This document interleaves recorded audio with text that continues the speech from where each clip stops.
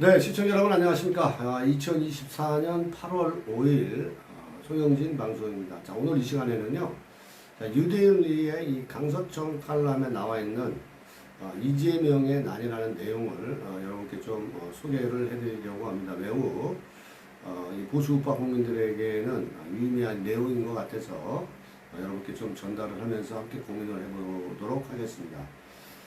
우리 시청자 여러분들께서도 잘 아시겠지만은 지금 대한민국은 이재명의 난이 진행되고 있는 게 사실입니다. 우리는 이재명이 지금 현재 국민에 의해서 뽑힌 윤석열 정부를 반역을 모의해서 자기를 지지하는 세력들을 선전선동을 해서 윤석열 정부를 몰아내려고 하고 있는 겁니다.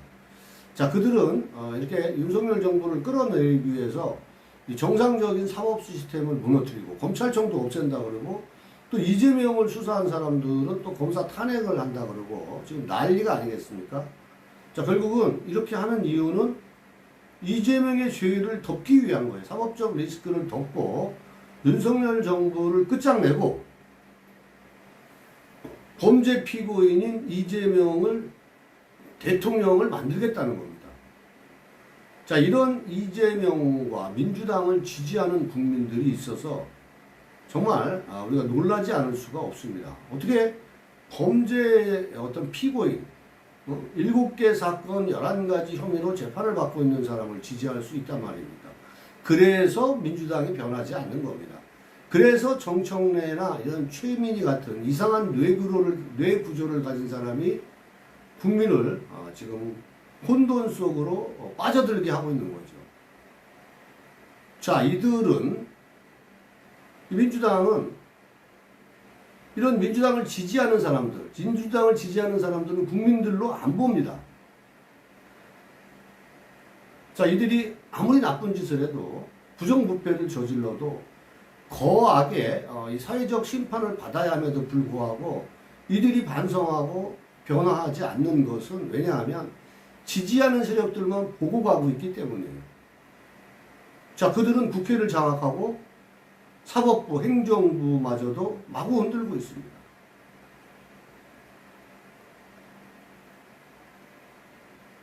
자, 그들의 목적은 분명합니다. 이재명을 통해서 정권을 잡으려고 하는 거예요. 자, 그 정권을 잡으려고 하면은 언론 방송이 있어야 돼요. 그래서 이진숙 방송통신위원장 그 인사청문회에서 그토록 한 인간에게 인격적인 테러를 가했던 겁니다. 자기들에게 어떤 이 충성도가 있는 MBC 방송국을 자기네들이 장악하고 있었잖아요. 그거를 정상적으로 회복하려고 하니까 MBC 이 박문진 경영진들이 바뀌어지게 생긴 이러한 상황이 되다 보니까 그 난리를 친 겁니다. 자, 이렇게 그들은 언론 방송을 장악해서 10월이나 11월경에 이재명이가 감옥에 먼저 가기 전에 윤석열 정부를 끌어내리겠다라는 이런 설들이 있습니다. 그래서 10월, 11월경에 그 목표를 두고 있기 때문에 MBC를 뺏기지 않고 MBC를 선전선동하는데 이용하려 했던 겁니다. 자, 본방에 앞서서 아직 송영진 방송 구독자 아니신 분들은 구독 부탁드리겠습니다. 저는 문재인 이재명 구속에 최선을 다해서 여러분께 좋은 방송으로 보답하도록 하겠습니다. 자, 이 강서청 칼럼 내용에 보면은 헤매는 나라, 이 헤매는 나라는 크게 이제 세 가지로 분류를 해놨습니다. 어쨌건 간에 지금 이재명은 윤석열 정부의 국민적 신망, 신뢰, 이런 것이 더 떨어지고 어떤 국민의힘의 분열 기회만 엿보고 있는 그런 상황이죠. 그런데 뭐 갑자기 한동훈이가 나타나가지고 뭐 특검을 뭐 제3자 특검을 받아주네 뭐 어쩌네 또 친한 친윤은 없다고 하면서 자기 계열로 친정 체제를 구축하고 있는 이런 상황들이 지금 분열로 가고 있는 거거든요. 참 안타까운 거죠. 자, 앞서 말씀드린 대로 어쨌거나 이 헤매는 나라는 크게 세 가지로 이제 분류를 나눈다고 하는데 첫 번째가 어디로 가야 할지 모르는 나라가 하나가 있고 어디로 가야 할지는 아는데 어떻게 가야 할지를 모르는 나라. 세 번째로는 어디로 가야 할지 뭐 이런 식으로 이 헤매는 나라는 세 가지로 이렇게 분류를 해놨습니다. 어디로 가야 할지 그러니까 즉 어떻게 해야 할지 다 아는데 일을 시작할 동력을 만들지 못하는 나라. 자 이렇게 해서 이 세 가지로 이렇게 분류를 한다 이렇게 그 주장을 했습니다만은 이 한 국가가 어디로 가야 할지 또 어떻게 해야 할지를 결정하는 것은 중요한 것은 정치적인 영역입니다. 그러니까 이게 무슨 얘기냐면 그 나라의 수준은 국민이 선택한다 이런 이야기도 있습니다. 지금 이 나라의 혼란스러운 어떤 이런 허접한 이런 정치적인 상황이 된 것은 결국은 민주당 이런 쓰레기 같은 양아치 같은 그런 집단을 선택을 했기 때문에 이렇게 국민들이 갈등과 반목이 지속되고 있는 상황입니다. 이 나라가 갈 길을 잃고 이 어영부영 이런 기회를 날려보내는 것은 정치가 잘못됐다는 것이죠. 그래서 늘 정치가 문제입니다. 낡은 이념에 붙들릴 때 또 고장난 과거에 이 성공 방정식에 집착할 때 또 지도부가 지도자 잡지 못할 때 국가는 헤매는 겁니다.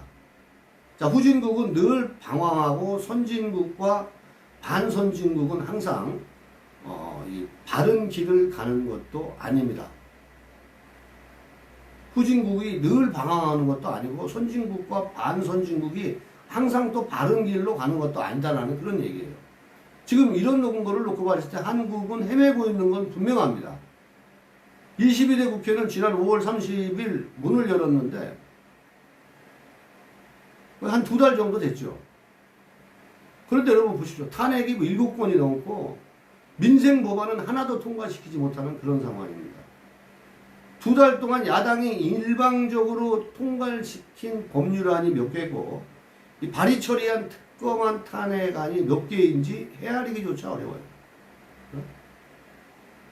이 모든 게 다 이재명을 대통령 만들고 이재명을 사법 리스크를 벗어나는데 온 시간을 다 투자했다는 이야기입니다. 미친 나라죠. 그 이재명이 지금 난을 일으키고 있는 거예요. 그 난이라는 것은 반란을 일으키고 있는 거예요. 근데 국민들이 그걸 지금 지켜만 보고 있다는 얘기입니다. 방송통신위원장 임명 하루 만에 탄핵안을 제출하고 취임 이틀 만에 탄핵소추안이 국회 본회의를 통해서 의결되어서 통과시켰습니다. 자, 야당의 일반적인 독주와 대통령의 거부권 행사는 멈출 전망은 전혀 없어요. 이것이 헤매는 나라예요. 결국 이 헤맴 속에 이재명의 난을 국민들이 목도하고 있는 거예요. 국민들이 이재명이 반역을 일으키는 것을 일부는 지지하고 박수치고 있는 거예요. 물론 야당의 본업은 정부에 대한 비판과 견제는 분명히 맞습니다. 자, 그 과정을 통해 자신들이 대안 세력이라는 것을 국민에게 보여줘서 다음 선거에서 정권을 교체하는 그것이 민주주의 아닙니까? 그런데 민주당은 이게 3년이 너무 지금 길다라는 거예요. 이제 그 안에 이재명이 감옥에 갈 수도 있다. 여기에서 모든 것이 출발하는 거죠.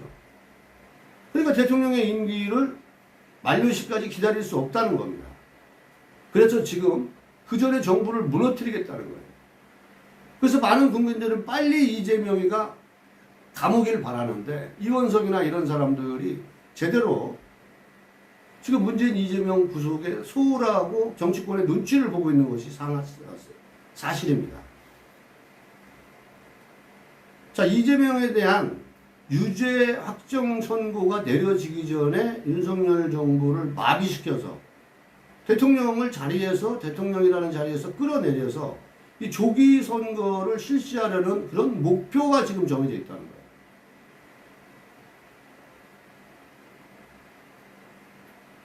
민주당은 소속 의원 상당수가 이재명을 아버지로 우러러보는 그런 어버이 정당입니다. 전체주의가 난무하죠. 무슨 파시즘도 아니고. 자, 그 선봉에는 누가 있습니까? 개딸들이 있습니다. 이재명의 손끝만 바라보며 당내 모든 선거에서 막 그 개딸들은 90% 지지를 바칩니다. 그래서 우리가 이러한 사태를 이재명의 난이라고 이 이재명의 난을 막아야 됩니다. 이재명의 난의 성공 여부는 국민 호응과 상대 분열에 달려 있는 거예요.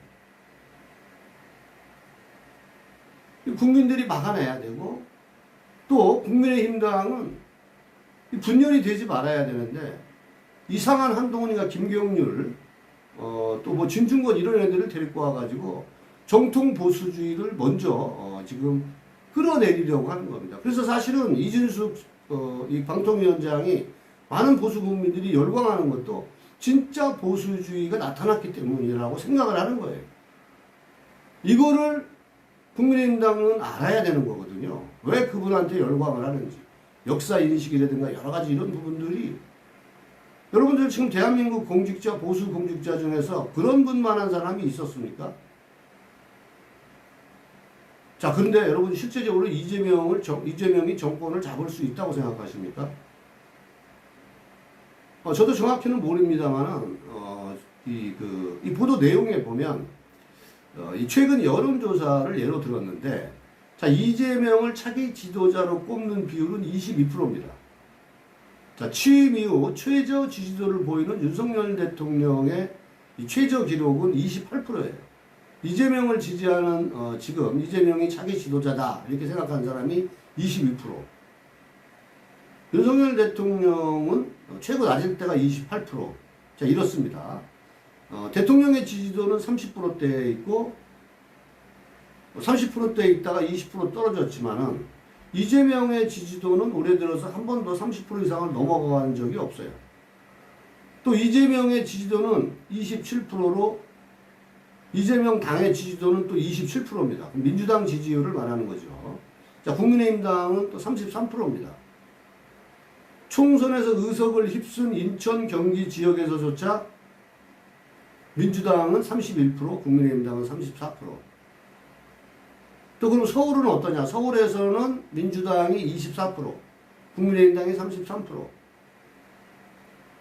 자, 이재명의 이 난에 이 지도자에 대한 신망이 없고 그 세력에 대한 국민 호응도가 없다는 이야기입니다. 이런 지지율을 나타나는 것은 지도자를 이재명에서 다른 인물로 교체하면은 뭐 국민 호응도가 높아질지도 모르죠. 뭐 바이든도 마찬가지잖아요. 바이든이 여러 가지 뭐 나이 문제도 있고 해가지고 사퇴하면서 오히려 해리스 11월에 있는 미국 대통령 선거에서 민주당의 흑인 해리스 부통령이 이제 지명되지 않았습니까? 지금 트럼프하고 여론 지지율 차이가 바이든 때는 2, 3% 졌는데 지금은 해리스가 지금 앞서고 있다. 뭐 이런 얘기도 있지 않습니까? 자, 어찌되었건 간에 이재명과 민주당에 대한 낮은 지지가 대통령을 그렇다고 해서 보호해주지는 못합니다. 자, 우리 중요한 얘기 한 가지 하겠습니다. 윤석열 대통령이 2년 전 대통령 선거에서 1639만 표를 얻었어요. 그런데 이번 총선에서 3,400만 표가 윤석열 대통령을 떠났습니다. 근데 이 총선에서 왜 참패했는지를 국민의힘당은 몰라요. 한동훈도 몰라요. 참패한 이유는 저는 여러 가지 이유가 있겠지만 가장 큰 이유는 윤석열 대통령하고 한동훈은 적어도 박근혜 대통령에 대한 국정농단을 수사했던 사람이에요. 3개월 만에 속전속결로 모든 수사들을 구속수사, 구속부터 해놓고 수사를 해서 속전속결로 끝내지 않았습니까? 그래서 우리가 한 번도 경험하지 못한 이 문재인의 신적폐라든가 이재명이라든가 또 조국이라든가 이런 사람들을 집권 초기에 다 진압할 줄 알았어요.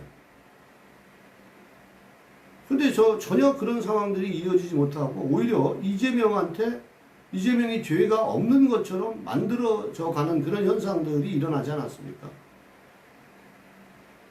이런 이유들이 총선에서 참패했다는 것을 알아야 돼요. 한동훈도 국민들한테 사과해야 돼요. 아직도 이원석이 한번 보세요. 김혜경이나 김정숙이가 더 국민들보다 지탄받을 짓을 저질렀는데 김건희한테만 목매고 있잖아요.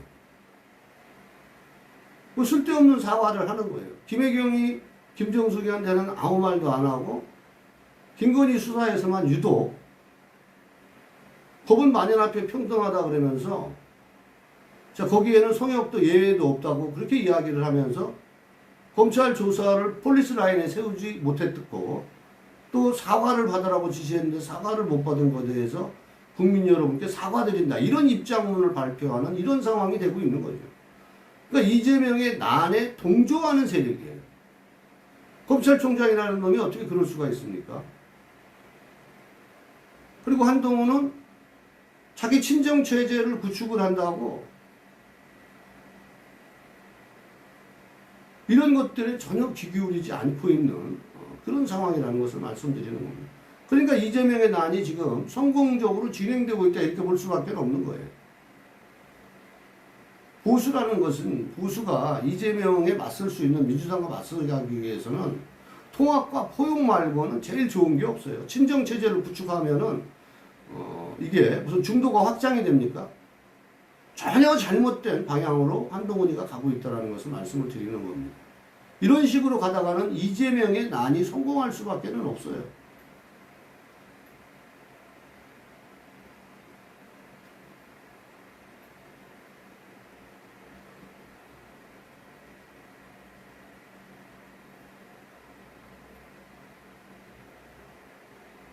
그러면 이런 상황에서 저 같은 경우도 저 같은 보수주의자들이 지금 윤석열 정부를 떠나지 못하는 이유, 그것은 7년 전 박근혜 대통령 탄핵이 더 나쁜 정권을 불러들였던 그런 탄핵의 데자뷰가 떠오르기 때문이에요.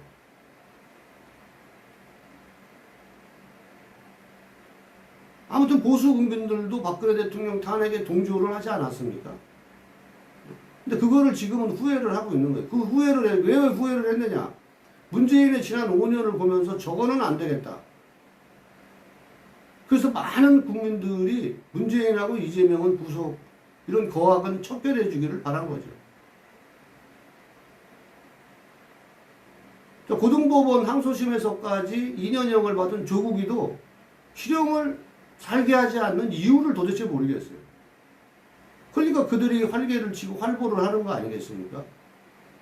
아니 뭐 윤석열 정부가 방송을 장악한 적이 언제 있습니까? 또 검찰공화국이라고 해가지고 없는 죄를 만들어서 조국이를 구속시키는 것도 아니고 이재명을 구속시키는 것도 아니고 문재인 역시도 마찬가지 아니겠어요? 한동훈은 정신을 차려야 돼요. 한동훈 대표는 적자 정권의 상속자에 지나지 않아요.